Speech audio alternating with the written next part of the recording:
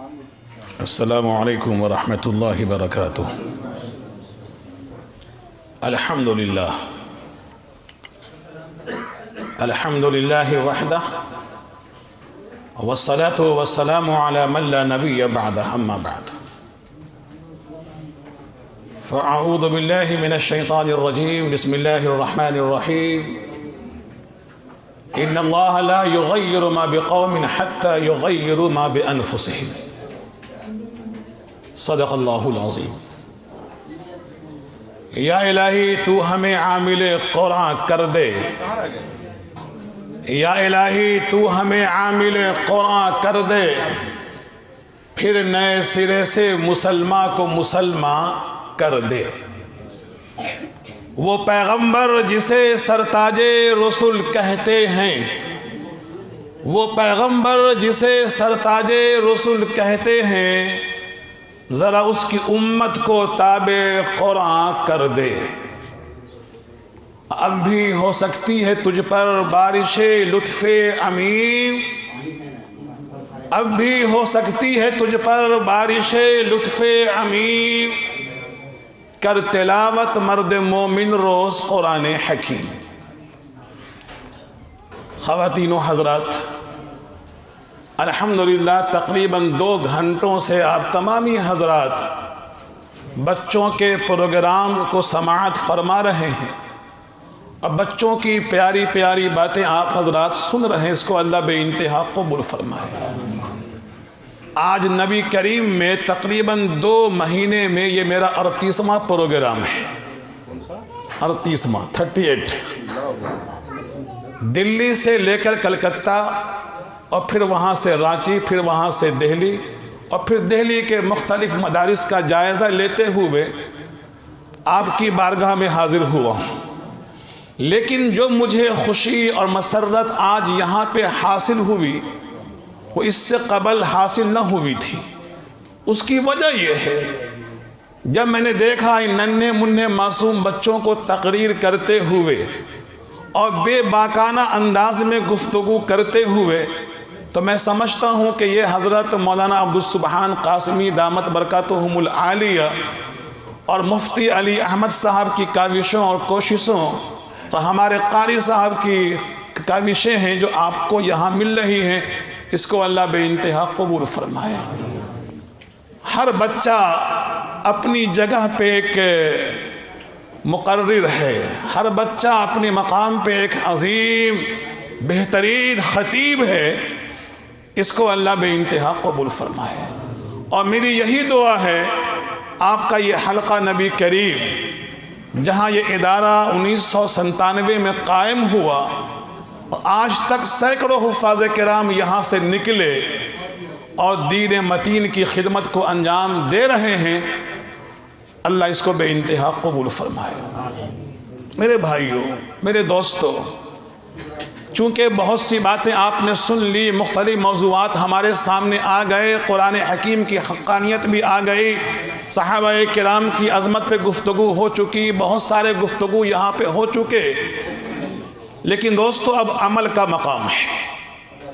عمل سے زندگی بنتی ہے، جنت بھی جہنم بھی۔ یہ خاکی اپنی فطرت میں نہ نوری ہے نہ ناری ہے۔ بس چونکہ میں گفتگو کا عادی نہیں ہوں، 2 باتیں آپ سے عرض کروں گا۔ جہاں بیان کرنا ہوتا ہے وہاں خطیب کا خطاب چلتا ہے، آپ سے گفتگو کرنی یہ ہے، یہ پورا علاقہ کن لوگوں کا ہے؟ بھائی آپ حضرات 1000 کلومیٹر سے تشریف لائے اور نبی کریم کو اپنا وطن بنایا، لیکن یہ ہماری گلیوں میں گندگی کیوں؟ مسلمان جہاں رہتے ہیں وہاں گندگی کا ڈھیر کیوں لگا ہوا ہوتا ہے؟ ہم اپنے گھروں کے اوپر سے کوڑا کیوں ڈالتے ہیں بیچ راستوں کے اندر؟ دوستو ہمیں اس پہ غور کرنا ہے، اس پہ فکر کرنی ہے، یہ کام کس کا ہے؟ یہ صفائی کا نظام کس کے ہاتھ میں ہے؟ یہ کام کس کا ہے؟ جس کے بارے میں حدیث شریف میں فرمایا گیا ہو پاکی تو آدھا ایمان ہے۔ لیکن دوستو ہماری گلیاں گندی کیوں رہتی ہیں؟ ہمارے زینے گندے کیوں رہتے ہیں؟ جب ہم بعض دفعہ چڑھتے ہیں زینے کے اوپر، دوستو چڑھتے ہوئے ڈر لگتا ہے، اتنی گندگی، اتنا تعفن، ایسی بدبو کہ اللہ کی پناہ، اللہ کی پناہ۔ یہاں میری مائیں بھی ہیں، میری بہنیں بھی ہیں، میری بیٹیاں بھی ہیں، اور آپ تمامی حضرات یہاں تشریف فرما ہیں۔ ذرا غور تو کریں، ذرا سوچیں کہ اپنی ذات کو ہم بدنام کیوں کر رہے ہیں، اپنی ذات سے ہم کھلواڑ کیوں کر رہے ہیں، اپنے علاقے کو ہم گندہ کیوں رکھ رہے ہیں۔ اپنے کردار پہ ڈال کے پردہ اقبال، ہر شخص کہہ رہا ہے زمانہ خراب ہے، ہر شخص کہہ رہا ہے زمانہ خراب ہے۔ میرے بھائیو، آئیے آج اس بزم میں، اس جلسے میں، اس دستار بندی کے موقع کے اوپر، قرآن حکیم کی اس دستار کے اوپر ہم اور آپ تہیہ کریں کہ انشاءاللہ ثم انشاءاللہ اپنی گلیوں کو گندہ نہ ہونے دیں گے، انشاءاللہ ثم انشاءاللہ اپنے گھر کے زینے کو گندہ نہیں ہونے دیں گے۔ دوستو، جہاں گندگی ہوتی ہے وہاں رحمتیں نہیں آتی، جہاں گندگیاں ہوتی ہیں وہاں برکتیں نہیں آتی، جہاں ایسے ہمارے سامنے حالات پیدا ہوتے ہیں میرے بزرگوں، میرے دوستوں، میرے بھائیوں، وہاں اللہ کی برکتیں نہیں ہوتی ہیں۔ آپ چاہتے ہیں ہمارے گھر میں برکت ہو، کاروبار میں برکت ہو، باغات میں برکت ہو، کھیت کھلیان میں برکت ہو، ہماری فیکٹری میں برکتیں، رحمتیں اللہ پاک کی نازل ہوں۔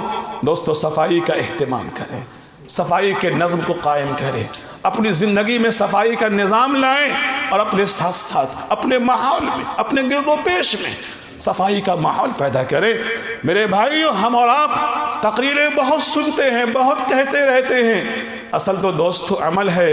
طوفان نوح لانے سے اے چشم فائدہ، طوفان نوح لانے سے اے چشم فائدہ، دو اشک ہی بہت ہیں اگر کچھ اثر کرے، دو اشک ہی بہت ہیں اگر کچھ اثر کرے۔ میرے بھائیوں، اسی لیے آپ حضرات کو مبارکباد دیتے ہوئے یہ امید کرتا ہوں کہ انشاءاللہ رمضان کا مہینہ جو ہمارے سامنے عنقریب شروع ہونے والا ہے، اس مہینے کو پورے احترام کے ساتھ، پورے اہتمام کے ساتھ گزاریں گے۔ اور قرآن صرف ہماری کتاب نہیں، قرآن نے کہا ھدی للناس، یہ قرآن تمام انسانوں کو راستہ بتانے کے لیے آیا تھا، راستہ دکھانے کے لیے آیا تھا۔ لہذا ہم اور آپ اپنی افطاری میں اپنے برادران وطن کو بھی شامل کریں گے، اپنی سحری میں اپنے بھائیوں کو بھی شامل کریں گے، اور یکجہتی کا پیغام دیتے ہوئے یہ پیغام ان تک دیں گے کہ اسلام ہر ایک کے حقوق کی رعایت رکھتا ہے، اسلام ہر ایک کے حقوق کی رعایت کرتا ہے۔ لہذا یہ آپ سے میری تمنا ہے، التجا ہے، درخواست ہے دوستو، افطار آپ کے یہاں ہے، آپ کا کوئی پڑوسی آپ کا غیر مسلم بھائی ہے، اس سے آپ محبت کے ساتھ بلائیے کہ جناب عالی میرے ساتھ افطار کر لیں آپ۔